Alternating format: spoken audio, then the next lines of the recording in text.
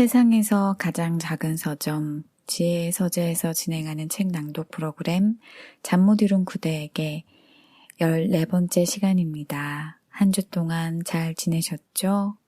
이 잘 지내셨죠? 라는 인사가 사실은 그렇게 간단한 인사는 아닌 것 같아요.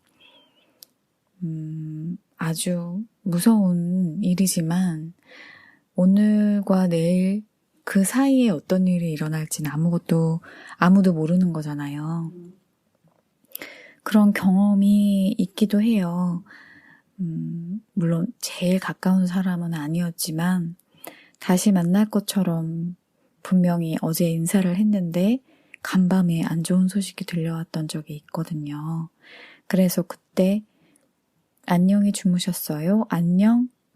이런 아침에 다음날에 묻는 안부들이 그냥 하는 말처럼 들리지는 않더라고요. 그때부터. 그래서 잘 지내셨죠? 그동안 잘 지내셨나요? 라는 이런 안부의 물음이 늘 특별하게 느껴지고 또 제가 여러분들에게 매주 이렇게 인사를 하는 이유이기도 합니다. 저의 방송을 들으시는 분들이 온전히 건강하게 아무 일 없이 또 한 주를 보내셨는지 그렇게 보내셨길 바라는 마음, 그리고 남은 또 돌아오는 한 주도 그렇게 보내셨으면 하는 마음, 모든 게 담겨진 인사라고 생각해 주시면 되겠습니다. 오늘 또 잠 못 이루고 계신 분들을 위해서 제가 책을 읽어드리러 왔는데요. 오늘 여러분들에게 읽어드릴 책은 제가 정말로 에세이 중에서 이렇게 재밌는 에세이가 있었나 싶을 정도로 좋아하는 에세이인데요. 김하나, 황선우 작가님의 여자 둘이 살고 있습니다. 라는 책입니다. 오늘은 이 책을 읽어드릴 텐데요. 이 중에서 에피소드가 좀 짧기 때문에 2편을 읽어드리도록 할게요. 하나는 두 종류의 사람, 또 하나는 내가 결혼 안 해봐서 아는데, 이렇게 2가지 글 읽어드리도록 하겠습니다. 잠 못 이루고 뒤척 하시는 분들, 눈이 따가운데도 잠이 안 오시는 분들, 또 엄청 피곤해서 누우면 금방 잠들 것 같았는데 또 마음처럼 잠이 들지 않으시는 분들 등등등, 오늘도 뜬 눈으로 저를 기다리고 계셨던 분들 책 읽어드릴게요. 두 종류의 사람. 세상에는 두 종류의 사람이 있다. 이건 내가 글을 어떻게 열어야 할지 아이디어가 떠오르지 않을 때 가끔 도망가곤 했던 식상한 첫 문장이지만 김하나와 살면서 깨우쳐가는 신선한 진실이기도 하다. 외출하기 전에 입고 나갈 옷을 새롭게 조합해야 한다는 사실에 스트레스를 받는 사람이 있고, 반면 이틀 연속 같은 옷을 입어야 하는 상황이 생기면 침울해지는 사람이 있다. 똑같은 착장으로 지내는 게 한 사람에게는 고민을 덜어주는 간편한 일, 다른 쪽에게는 변화의 재미를 만끽할 수 없어 힘든 고충인 것이다. 어떤 사람은 작업을 할 때 음악을 듣지도 않고, 다른 사람은 문서, 영상, 검색, 채팅까지 창을 5개쯤 띄워놓은 채 번갈아 오가며 일한다. 여행지에서는 핸드폰을 멀리한 채 그곳 공기의 냄새까지 낱낱이 기억에 새기는 게 진짜 여행이라 믿는 사람이 있다면, 사이버 세계와의 소통을 절대 포기하지 않은 채 이동하면서까지 바쁘게 정보를 탐색해서 다음 일정을 쏙쏙 짜나가는 사람이 있다. 여기까지의 언급에서 앞쪽은 김하나, 그리고 뒤쪽이 나다. 김하나에게는 설거지가 생활 속에 찾아오는 명상의 시간이고, 나에게는 요리가 가장 재밌는 놀이다. 김하나가 마음에 드는 한 가지 버디 클렌저를 찾으면 그것을 찬양하며 몇 개씩 이어 쓰는 순정을 바칠 때, 나는 이름도 다 못 외는 3개 각국의 다른 브랜드 다른 향 보디 클렌저 5개 이상을 늘어놓고 매일 다른 걸로 씻는다. 우리 두 사람의 이런 사소한 차이를 앉은 자리에서 20개쯤은 더 나열할 수 있지만 그렇게만 지면을 채운다면 세상에는 두 종류의 사람이 있다로 글을 시작하는 것만큼이나 게으른 일이 될 거다. 어쨌거나 내가 공 여러 개를 갖고 저글링하며 뛰어가듯 빠르고 정신없고 복잡하게 살아가는 사람이란 걸 그렇지 않은 동거인을 보면서 종종 느낀다. 어떤 차이는 이해의 영역 밖에 존재한다. 나는 김하나를 통해 세상에 딸기를 좋아하지 않는 사람도 있다는 걸 알게 되었지만 대체로 잊어버리고 살다가 같이 장을 볼 때마다 새롭게 놀란다. 그리고 한 알 한 알 먹어치우는 동안 의아하다가 조금 슬퍼진다. 어떻게 이런 게 맛이 없을 수가 있을까? 하지만 사람이 같이 살아가는 데 있어 꼭 같은 걸 좋아해야 할 필요는 없다. 어떤 사람을 이해한다고 해서 꼭 가까워지지 않듯 이해할 수 없는 사람도 곁에 두며 같이 살아갈 수 있다. 자신과 다르다 해서 이상하게 바라보거나 평가 내리지 않는 건 공존의 첫 단계다. 그런데 또 어떤 차이는 충돌의 원인이 된다. 물건을 소유하는 일을 짐으로 여겨 최소한만 가지려는 사람과 쇼핑을 기쁨이자 스트레스 해소로 여겨 감당하지 못할 만큼 자꾸 사들이는 사람이 있다면 어떨까? 어떤 이는 모든 물건의 제자리를 정해두고 사용한 뒤에는 돌려놓으며 다른 이는 쓰고 나서 둔 거기가 매번 물건의 새 자리가 된다. 다시 그 물건을 찾는 데 드는 시간에도 엄청난 차이가 난다. 이번에도 앞쪽이 김하나, 두 번째가 나다. 우리의 가장 핵심적인 차이이자 잦은 분쟁의 원인인 이 부분에 대해서는 따로 길게 쓰겠지만 아무리 봐도 문제의 원인 제공자인 후자의 입장에서는 달라지려 노력하고 있다는 해명을 할 수밖에 없겠다. 서로 굳건하게 다르다고 생각했던 차이의 테두리는 함께 살면서 부딪혀 깎여 나가기도 하고 서로를 침범하며 약간은 형질 변화가 일어난다. 다른 사람을 가까이에서 지켜보며 같이 생활하는 일은 여러모로 가르침을 준다. 세상에는 나와 아주 다른 성향과 선택이 존재한다는 사실을 알게 되며 의식하지 못한 채 지내던 나의 성격과 특질의 도드라진 부분을 인식하게 된다. 그리고 가장 큰 배움은 이렇게 서로 다른 사람들끼리도 서로의 차이를 존중하며 함께 지낼 수 있다는 가능성이다. 차이점만큼이나 또 많기도 한 둘의 공통점 중 하나라면 책을 좋아한다는 것일 텐데 우리는 책을 좋아하는 방식에서도 서로 다른 양상을 보인다. 내가 2,000원 추가 마일리지 적금 하한선인 5만 원에 맞춰 관심 가는 책들을 다 못 읽어도 일단 사두고 찔끔찔끔 들춰보는 반면 김하나는 그렇게 쌓이는 책들의 부담감을 느껴 꼭 읽고 싶은 책 한 권만 주문한다. 그렇게 소중하게 지켜온 김하나의 공간에 내가 우르르 주문한 책들의 덩어리가 침범한다. 그런데 김하나가 도서 팟캐스트인 책기라웃 김하나의 측면 돌파 진행을 맡아 신간을 골라 소개하게 되면서 나의 두서없는 책 무더기도 효용을 발휘하는 중이다. 새로 주문한 책의 택배 박스가 와서 풀어놓으면 거실 한켠에 쌓여있던 그것들은 어느새 김하나가 하나씩 가져다 읽고 있다. 성실한 독서가이자 툭하면 열광하는 성품인 김하나는 그중 좋은 책에 대해 성심성의껏 열광한다.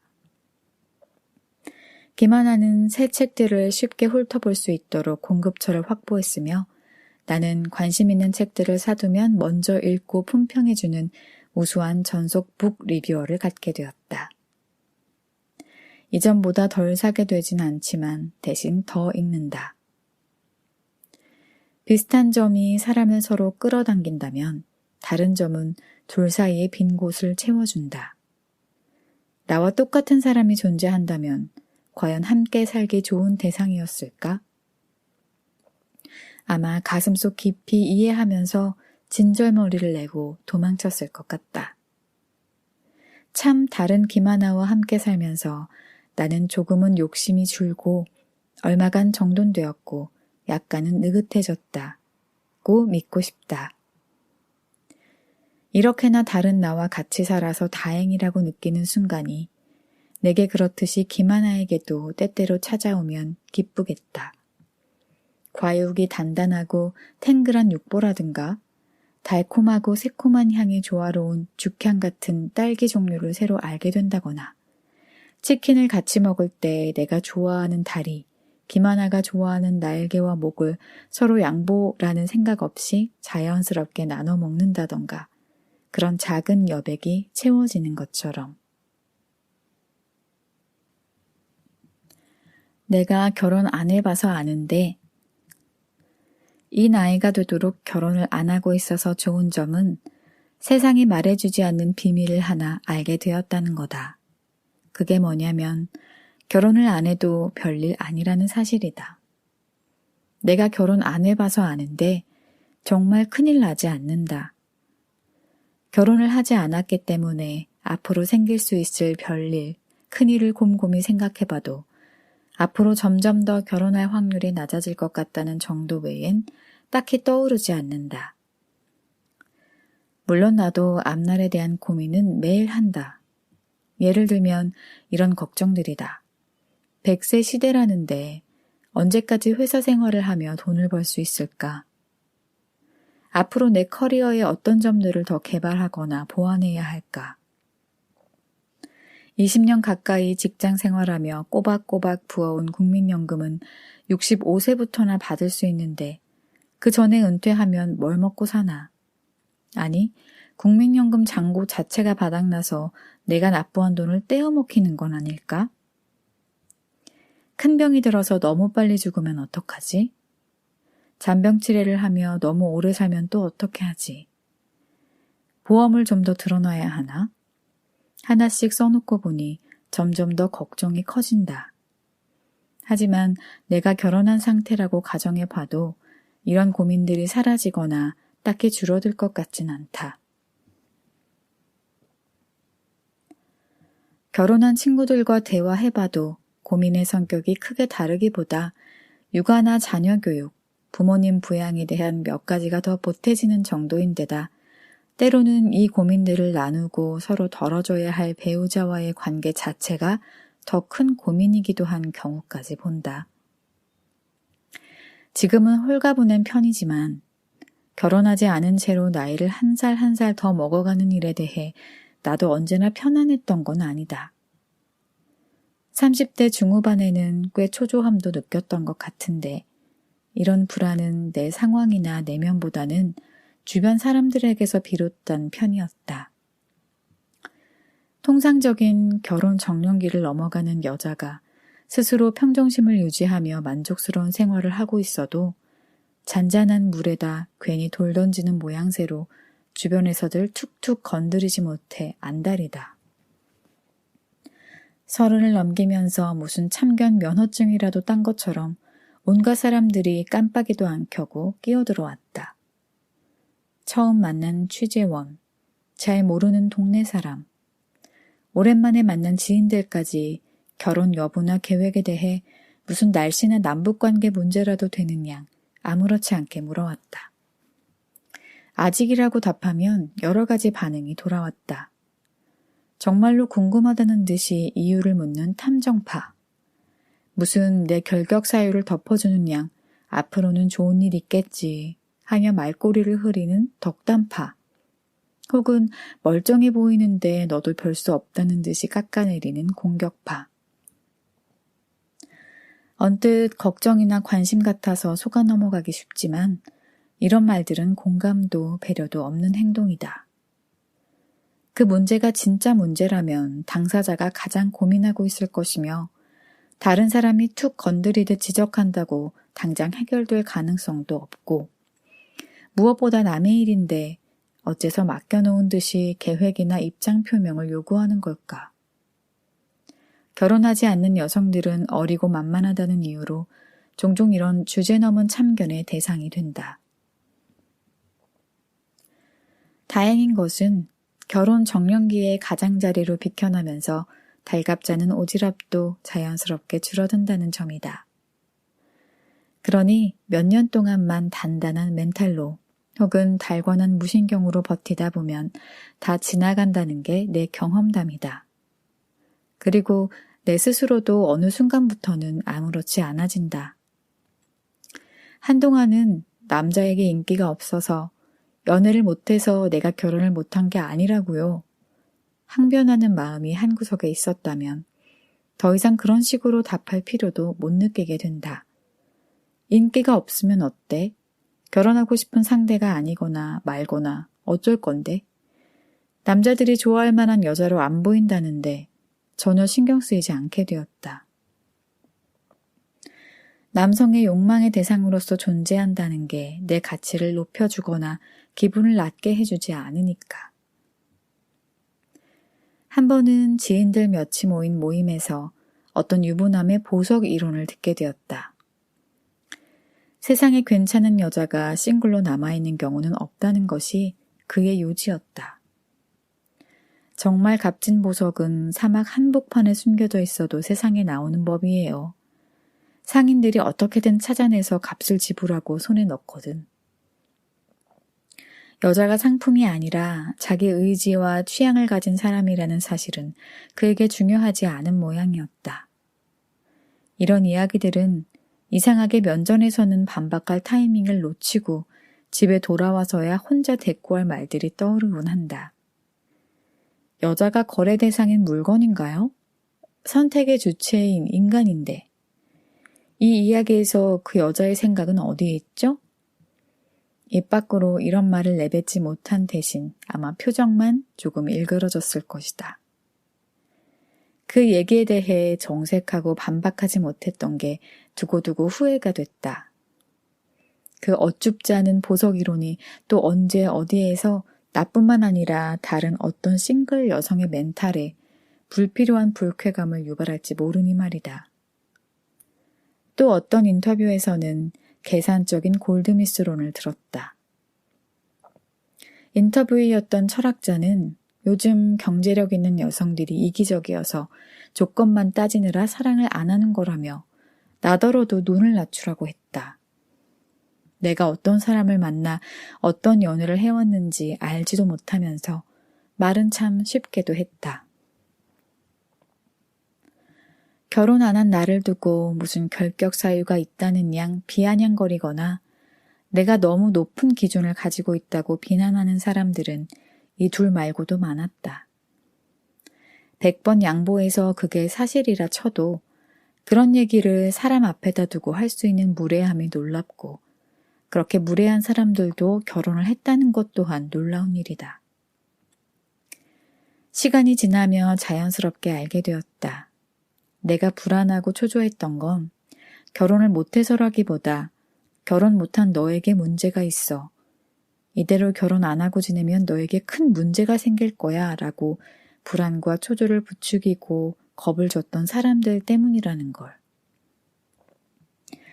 오지라퍼들이 아무리 깎아내린다 해도 나는 내가 하자가 있는 물건도 까탈스럽고 분수를 모르는 사람도 아니라는 걸 안다.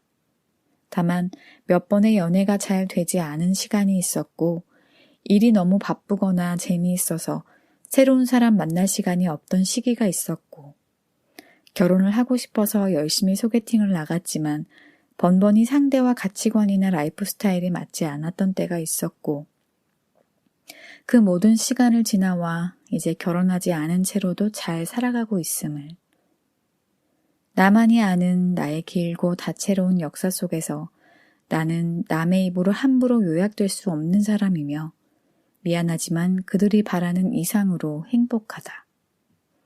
그러니까 결혼 정년기를 넘긴 여성들이여 혹시 나에게 정말 문제가 있나? 문제가 없다고 생각하는 내가 문제인가? 이런 의심이 들 때면 의심해보자. 고요한 가운데 마음이 흔들리는 것인지 혹은 바람을 불어대는 존재가 지금 내 주변에 있지는 않은지. 그 사람이 내 인생에 스쳐 지나는 존재라면 적절히 무시하면 되고, 혹시 가까운 이라면 불편함을 일방적으로 견디는 대신 진지하게 정색해서 상관하지 말아달라는 당부를 해보자. 원만한 사회생활보다 내 자존감이, 어떤 타인과의 인간관계보다 나 자신과의 관계가 중요하니까. 무엇보다 결혼하지 않은 사람들이 어딘가 부족해서 그런 게 아니라는 증거는 세상에 많은 결혼한 사람들이 몸소 보여주고 있다.